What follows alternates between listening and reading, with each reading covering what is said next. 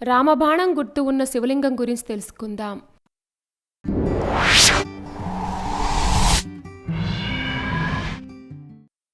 తెలంగాణలోని షాద్నగర్ సమీపంలో రాయికల్ గ్రామ శివారులోని పంచముఖ గుట్టపై వెలిసిన రామలింగేశ్వరుణ్ణి స్వయంగా శ్రీరామచంద్రుడే ప్రతిష్ఠించాడు అని అంటారు. ఉత్తర రామేశ్వరంగా ప్రసిద్ధి చెందిన ఈ ఆలయానికి ఘనచరిత్ర ఉంది. ఈ ఆలయంలోని శివలింగాన్ని శ్రీరాముడే ప్రతిష్ఠించినట్లు మాణిక్యప్రభు చరిత్రలో పేర్కొన్నారు. అంతేకాదు, లింగాన్ని సాక్షాత్తు శ్రీరామచంద్రుడే ప్రతిష్ఠించాడు అనడానికి నిదర్శనంగా లింగంపై రామబాణం గుర్తు ఉంటుంది. లంకాధిపతి రావణాసురుణ్ణి సంహరించి సీతాసమేతంగా అయోధ్యకు తిరిగి వెళ్తూ దండకారణ్య ప్రాంతమైన ఈ ప్రదేశంలో బదిరీ వృక్షం కింద శివలింగాన్ని ప్రతిష్ఠించి పూజ చేశారని భక్తుల విశ్వాసం. అంతేకాదు, ఈ ఆలయంలోని ఇంకొక అద్భుతమైన విషయం ఏంటంటే ఈ శివలింగం ప్రతి ఏటా పెరుగుతుందని భక్తుల విశ్వాసం. దానికి నిదర్శనంగా శివలింగం చుట్టూ పగుళ్లు కూడా ఉంటాయి.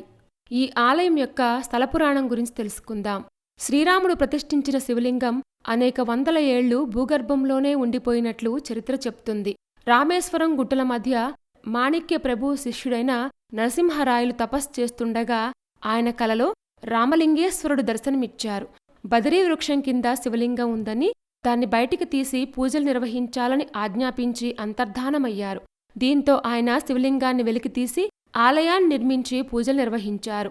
అనంతరం నరసింహరాయల యొక్క శిష్యుడు అప్పకొండ భట్టు దత్తాత్రేయ స్వామి ఆలయం కోనేరును నిర్మించి రామలింగేశ్వర దేవాలయ అభివృద్ధికి కృషి చేసినట్లు చెప్తారు.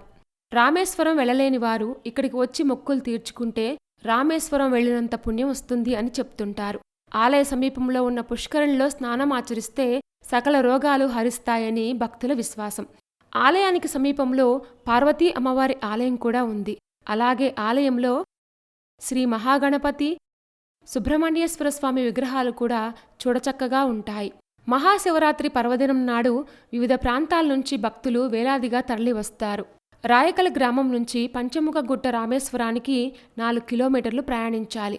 షాద్నగర్ నుంచి నేరుగా బస్సు సౌకర్యం ఉంది.